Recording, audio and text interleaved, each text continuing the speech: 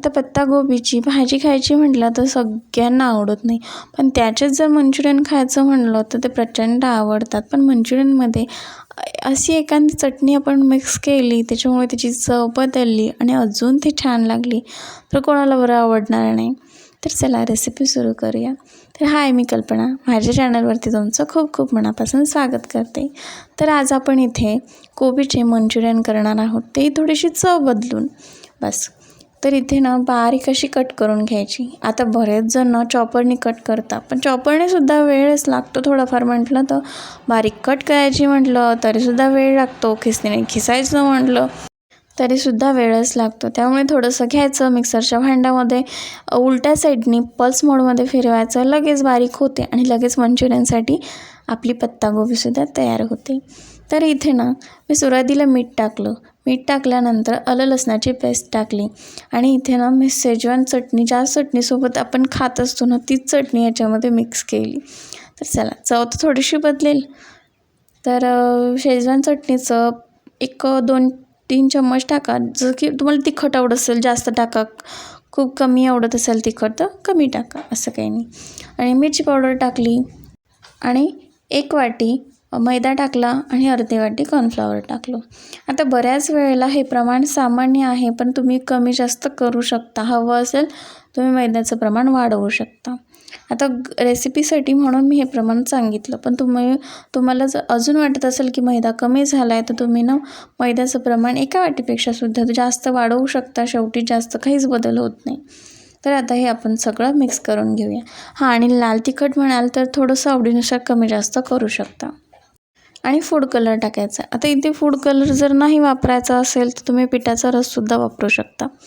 आता इथे ना हे फूड कलर टाकलेला आहे. तर आता ना हे मस्त असं हातानेच मिक्स करून घ्यायचं. लागलं थोडंसं पाणी शिंपडत थोडंसं पाणी टाकायचं, पण शक्यतो फ्रेश जर पत्तागोबी असेल तर इतक्या प्रमाणासाठी पाणी लागत नाही. त्यामुळे आता हे सगळं एकदम मिक्स करून घ्यायचं छान.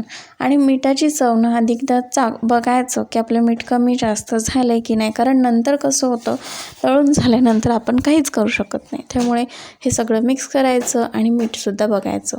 आता इथे मी पीठनं मिक्स करून घेतलेलं आहे. फ्रेश पत्तागोबी म्हटलं तर पाण्याची गरज जास्त लागत नाही. तर इथे छान असं मंचुरियनचं आपलं पीठ तयार झालेलं आहे. तर आता इथे बाजूला तेलसुद्धा गरम करण्यासाठी ठेवलं होतं.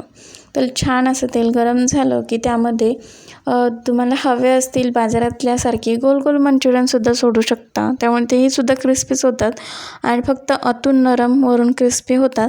आणि किंवा आपण जशी भजी करत असतो घरी, तर त्या प्रकारे सोडली ना तरीसुद्धा चालतात. असे दोन्ही प्रकार आपण इथे करू शकतो. तर इथे मी मस्त तेल गरम झालेलं आहे, तर हातानेच भजी जशी काढतो आपण त्या प्रकारे सोडून घ्यायची, जेणेकरून ती जास्त क्रिस्पी होतात. तर या प्रकारे असे मंचुरियन तयार करून घ्यायचे.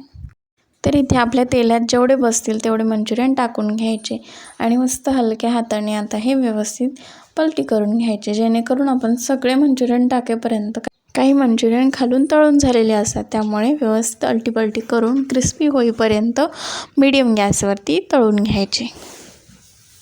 तर इथे आपले क्रिस्पी मंचुरियन तयार झालेले आहेत. तर हे सुद्धा आपण काढून घेऊया. बघा, रंगसुद्धा खूप छान आलेला आहे. तर हे आता आपण काढून घेऊया. आता परत एकदा आपण त्याच प्रकारे सगळे मंचुरियन परत तेलात सोडून घेऊया आणि थोडेसे तळले की परत अलटीपलटी करायचं आणि दोन्ही बाजूंनी क्रिस्पी होईपर्यंत तळून घ्यायचं. तर हे बघा, इथे मस्त मंचुरियन आपले तयार झालेले आहेत आणि रंगसुद्धा खूप छान आलेला आहे.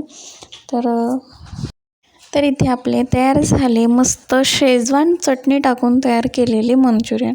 आता जेव्हा बाहेर खातो तेव्हा खरं तर खूप थोडे असतात आणि खरं तेवढे मंचुरियन खाऊन मन भरेल असं होत नाही. त्यामुळे नक्की घरीच ट्राय करायचे, भरपूर प्रमाणात करायचे आणि भरपूर प्रमाणात एन्जॉयसुद्धा करायचे. तर पूर्ण रेसिपी बघितली त्यासाठी मनापासून धन्यवाद. आणि तुम्हाला ही रेसिपी कशी वाटली ना ते लाईक करा, कमेंट करून नक्की सांगा. कुठून बघितली ही रेसिपी हे सुद्धा कमेंट करून कळवा. तर तुम्हाला साध्या आणि सोप्या पण घरच्या साहित्यामध्ये जर तुम्हाला रेसिपी बघायच्या असतील तर आपल्या चॅनलला नक्की सबस्क्राईब करा, व्हिडिओला लाईक करा ही पण रेसिपी खूप साधी आहे, पण ह्याच्या आधी ह्यापेक्षासुद्धा साधी रेसिपी अपलोड केलेली आहे मंचुरियनची आपल्या चॅनलवरती, तर तीसुद्धा नक्की चेकआउट करा. असंच भेटूया एका नवीन रेसिपीसोबत जी नेहमीप्रमाणे साधी आणि सोपी असेल. तोपर्यंत बाय.